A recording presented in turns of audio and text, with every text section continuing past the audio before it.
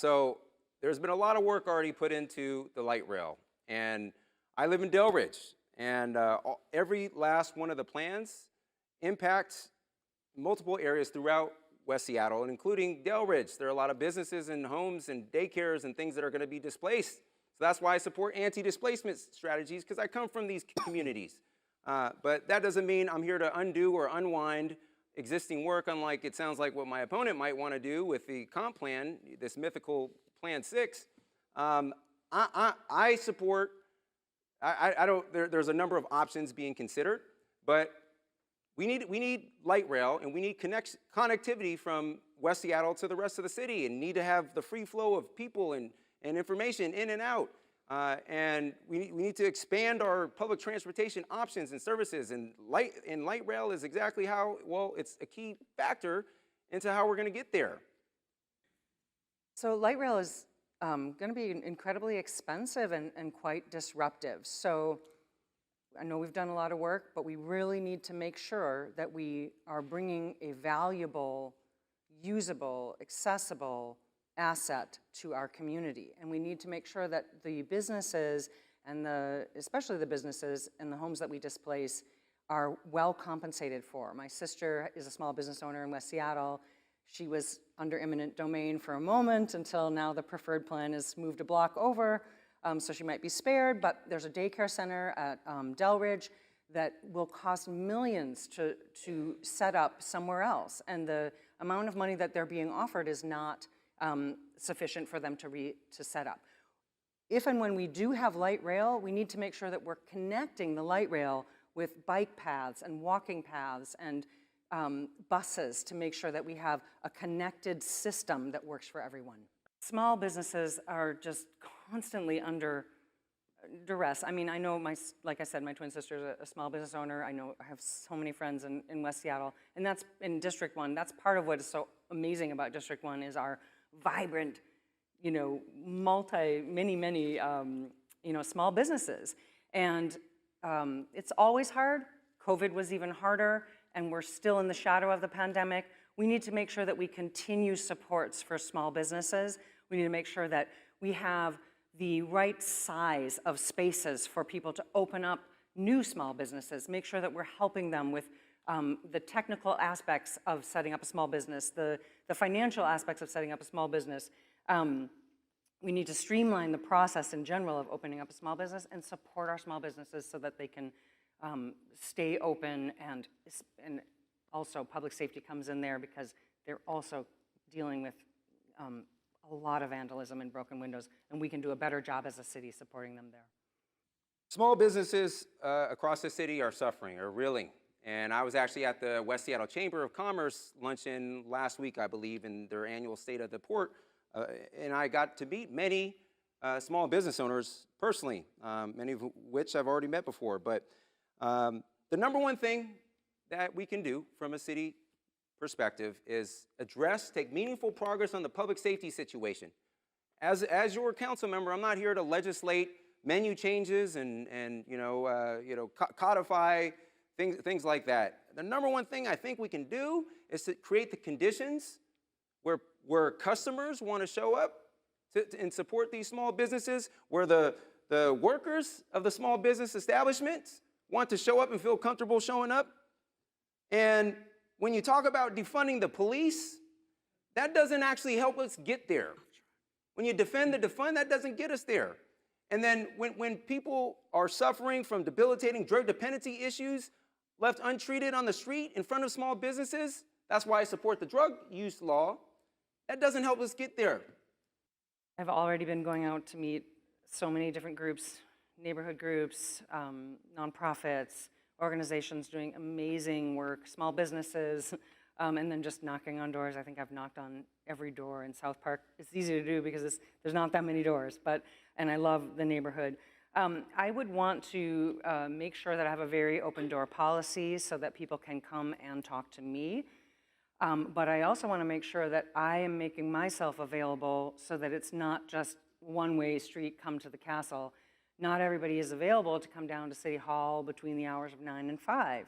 We need to make sure that people who are on a swing shift or a night shift and who maybe don't have a car can can easily access FaceTime with their representative. So I would love to do rolling office hours in different neighborhoods and make sure that I'm available to the people who would want to talk to me. Yeah, so this new district is tremendous, and I love it. And it's a vibrant, diverse district, and it includes West Seattle, South Park, Pioneer Square, Soto, and Georgetown. Those 5 neighborhoods, we are one collective whole. And I'm here to, make no mistake, folks, I'm here to represent the whole district. Not just one group or neighborhood or interest. And I've been going up and I've been showing out, and I've had the privilege and the pleasure of showing up to various, by door knocking at people's homes, door knocking and going to various community events in South Park and visiting nonprofits. This morning I visited the Lifelong Food Bank in Georgetown. They do tremendous work, and they help support organizations across this district, including the West Seattle Food Bank. So I have a history of building durable, thriving relationships across diverse communities. We'll continue that if elected. And another thing I would love to do is set up a field office somewhere in this district. Maybe it's in Georgetown. Maybe it's in the Junction. I don't know. We'll figure it out. But rather than have people show up at City Hall, they can show up to the field office. So in my background, I was a user experience designer, and the whole job of a user experience designer is to listen, empathize, understand, walk in the shoes of, and then invent solutions to solve problems and involve people in those solutions to make sure that those solutions actually work for the people that are going to be using them. So my 25-year career has prepared me for that exact job. That is something that I find is ingrained in me now. I can't do anything, I can't do things any other way. Yeah, about me, it's not just one thing. I have a big tech background, and I'm proud of it. We share a big tech background. But I think the separator for me is, look, before law school, I also served this country in uniform for 10 years. I've served our country in uniform. I've served our community in various government boards and commissions. I've served our other communities on various nonprofit boards and commissions. I didn't start showing up a year or two before I decided to run. Also, I think the specific call of the question is, how are we going to empathize with people from low-income backgrounds?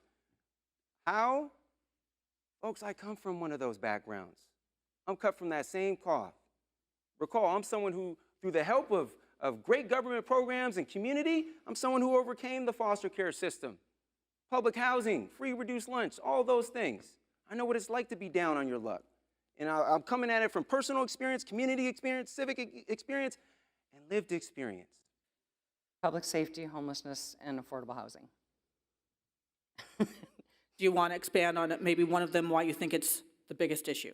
You know, public safety for District 1, I think, is, out on the doors. That's what I hear most often. People in District 1, there's homelessness, but there's more homelessness it's definitely homelessness in Pioneer Square and Soto and Georgetown, South Park. But public safety seems to, even still in all of those neighborhoods as well, come up top for them as the #1 thing. So I think we really need to address that. Top 3 issues: public safety, homelessness, and affordability, more specifically housing affordability. And I'll expand, we talked a little bit about all these, but I'll expand on something that we didn't quite cover, and that is the public drug use debate. I support the city adopting existing state law to create an option.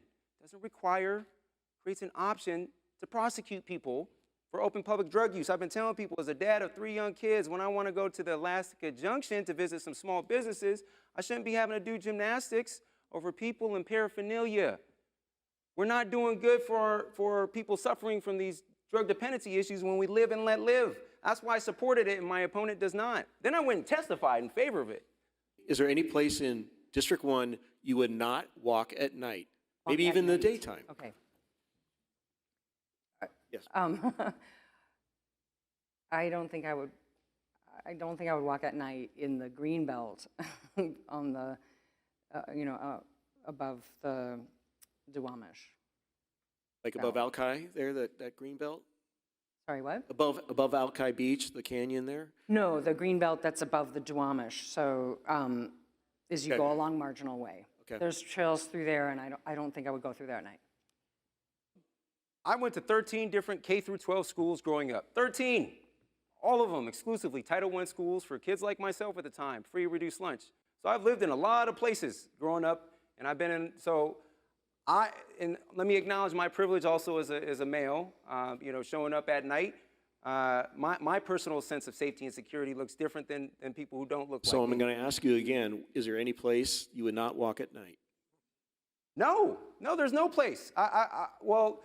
And not from a public safety standpoint in the No, I'm talking traditional about a public sense, safety It would be lack of. There's a lot of district. I've walked all over this district. There's a lot of inequity in our sidewalks. So not necessarily because I'm scared of some sort of crime threat, but because of the lack of sidewalk infrastructure that exists. And at night, I can only imagine. The little things, folks. I'm here to focus on the little